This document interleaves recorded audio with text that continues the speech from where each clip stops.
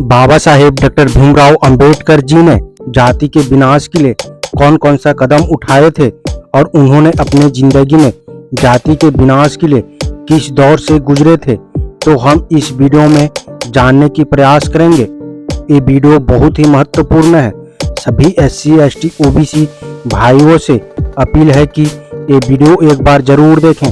सारे जानकारी के लिए वीडियो में अंत तक जरूर बने रहिएगा। तो चलिए वीडियो को शुरू करते हैं।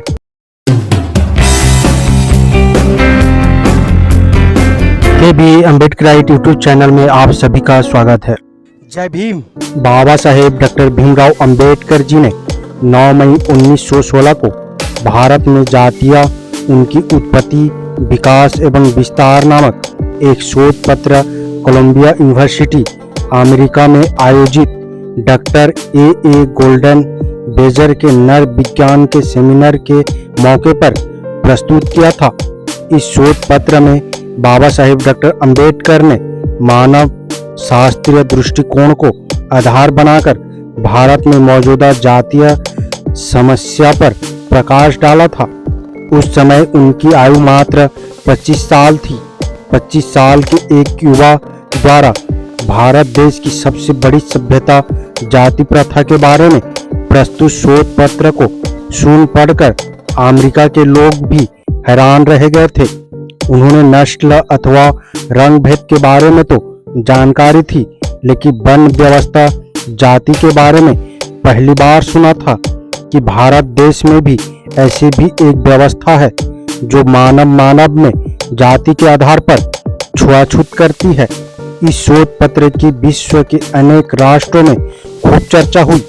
इस प्रकार डॉक्टर अंबेडकर का संघर्ष मात्र 25 वर्ष की उम्र से ही प्रारंभ हो जाता है। जिस प्रकार एक ईसाई धर्मावलंबी के लिए बाइबल, मुस्लिम धर्मावलंबी के लिए कुरान, सिख धर्मावलंबी के लिए गुरु ग्रंथ साहिब को जानना जरूरी होता है, उसी प्रकार बाबा साहेब के अनुयायियों को बाबा साहेब द्वारा लिखित पुस्तकों को पढ़ना या जानना बहुत जरूरी होता है। भारत में प्रचलित जाति व्यवस्था की समस्या का संपूर्ण सार बाबा साहेब द्वारा लिखित 4 किताब पढ़ना बहुत जरूरी है। नंबर 1 पर है एनिहिलेशन ऑफ कास्ट, जाति का विनाश। नंबर 2 पर है भारत में जातियां, उनकी उत्पत्ति, विकास एवं विस्तार। नंबर 3 पर है अछूत कौन और कैसे।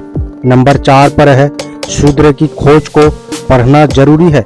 भारत में जातियां, उनकी उत्पत्ति, विकास एवं विस्तार पुस्तक में बाबा साहेब ने लिखा है कि हिंदू समाज मूलतः 4 वर्णों में बटा है।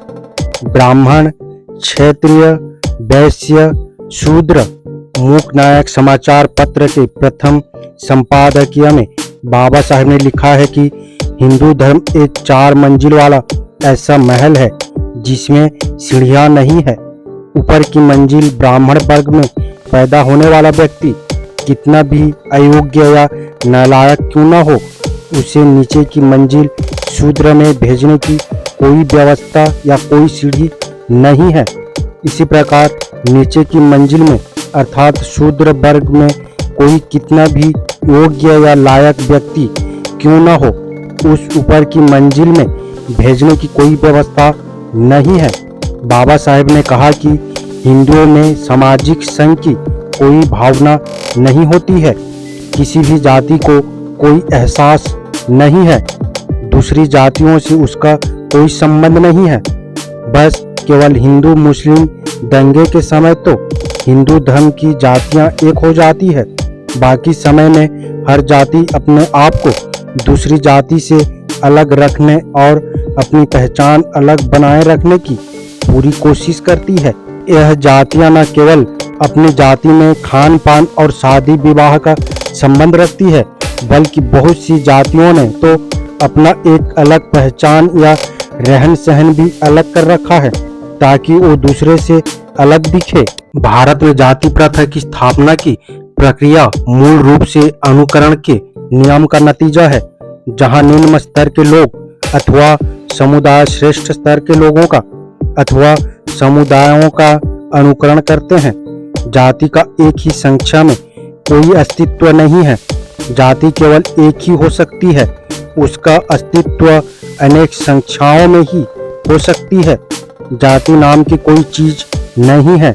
भारत में हमेशा जातियां ही रही है। जाति का विनाश डॉक्टर अंबेडकर का सर्वाधिक चर्चित ऐतिहासिक भाषण है, जो उनके द्वारा लाहौर के जात पात तोड़कर मंडल आर्य समाज सम्मेलन 1936 के लिए अध्यक्षीय भाषण के रूप में लिखा गया था। पर भाषण में हिंदू समाज की जाति और वर्ण व्यवस्था पर लिखे गए विचारों से सम्मेलन के आयोजक सहमत नहीं थे। वो भाषण से कुछ अंश हटा देना चाहते थे, लेकिन इसलिए डॉक्टर अंबेडकर सहमत नहीं थे। वो भाषण आज भी प्रासंगिक है, क्योंकि हिंदू समाज में जाति व्यवस्था का प्रश्न आज भी सबसे ज्वलंत मुद्दा है।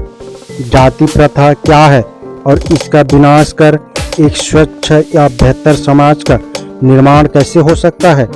इसका मुकम्मल जवाब बाबा साहेब डॉक्टर भीमराव अंबेडकर जी ने अपने इस लिखित स्पीच एनिहिलेशन ऑफ कास्ट में दिया है। दुर्भाग्यवश उनका ये स्पीच होने से पूर्व ही उक्त सम्मेलन को रद्द कर दिया गया था। Baba Saheb annihilation of cast में हिंदू धर्म की वर्ण व्यवस्था को सबसे बड़ी बाह्यात व्यवस्था मानते हैं। डॉक्टर अंबेडकर पहले भारतीय समाजशास्त्री थे, जिन्होंने भारत में जातियों की संरचना, जाति का उद्भव और विकास का वैज्ञानिक अध्ययन किया था। इस विषय पर उन्होंने पहला शोध प्रबंध 1916 में लिखा था, जो कास्ट इन इंडिया, भारत में जातियां के नाम से चर्चित है। उन्होंने इकट्ठा प्रमाणों के साथ साबित किया है कि बाल विवाह, स्त्री को पति की मौत के बाद आजीवन विधवा रखना, जिंदा जलाकर मारने की सती प्रथा का चलन एक स्वतंत्र वर्ग को बंद गर्भ में बदलने का तंत्र थे। इस तंत्र ने जाति व्यवस्था का विकास किया है। डॉक्टर अंबेडकर के अनुसार जाति व्यवस्था ही भारत को एक राष्ट्र बनाने के मार्ग में सबसे बड़ा अवरोध है, बाधक है।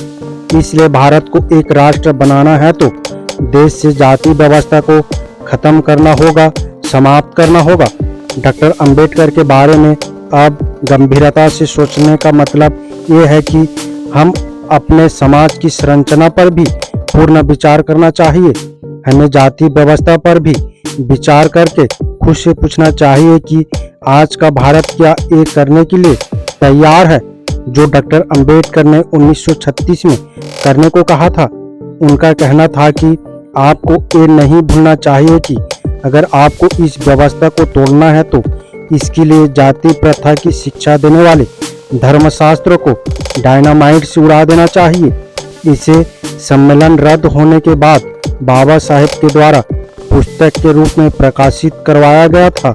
इसमें वर्ण, जाति और हिंदू धर्म के बारे में डॉक्टर अंबेडकर और गांधी जी के बीच की तर्क संगत तीखी बहस से युक्त लेख, जो कि बाबा साहेब के द्वारा गांधी जी को प्रति उत्तर में पत्र के माध्यम से भेजे गए को भी समाहित किया गया है।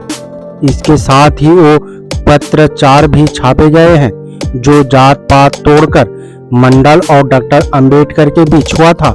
डॉक्टर अंबेडकर की इस पुस्तक का भारत की अनेक भाषाओं में अनुवाद हुआ है तथा इसे अलग अलग प्रकाशनों द्वारा प्रकाशित करवाया गया है। पुस्तक की सबसे महत्वपूर्ण खासियत ये है कि ये पुस्तक जाति व्यवस्था को खत्म करने का महत्वपूर्ण दस्तावेज साबित हो सकती है। जाति का विनाश पुस्तक को क्यों पढ़ना चाहिए?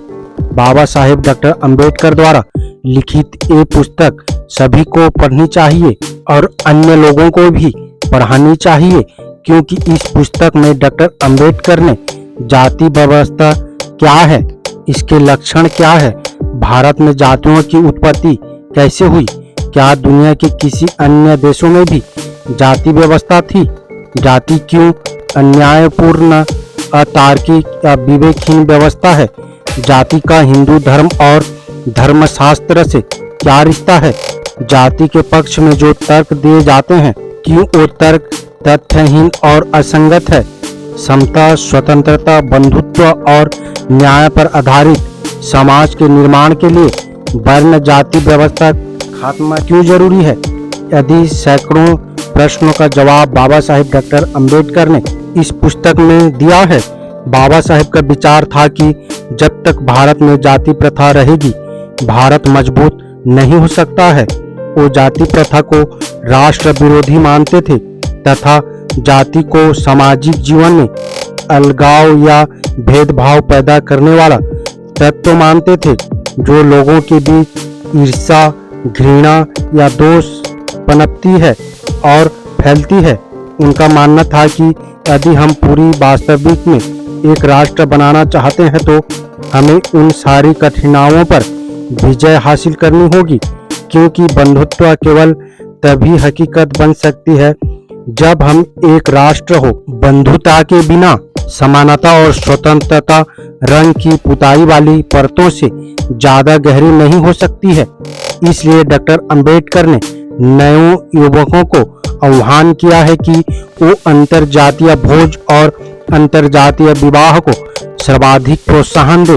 बाबा साहेब का मानना था कि जाति व्यवस्था को खत्म करने के लिए उन धार्मिक अवधारणाओं को नष्ट करना जरूरी है जिन पर जाति प्रथा आधारित है। दूसरे शब्दों में बाबा साहेब ने सामाजिक सुधार के लिए हिंदू समाज के पुनर्गठन और पुनर्निर्माण को जरूरी बताया था। उम्मीद करता हूँ वीडियो को समझ गए होंगे।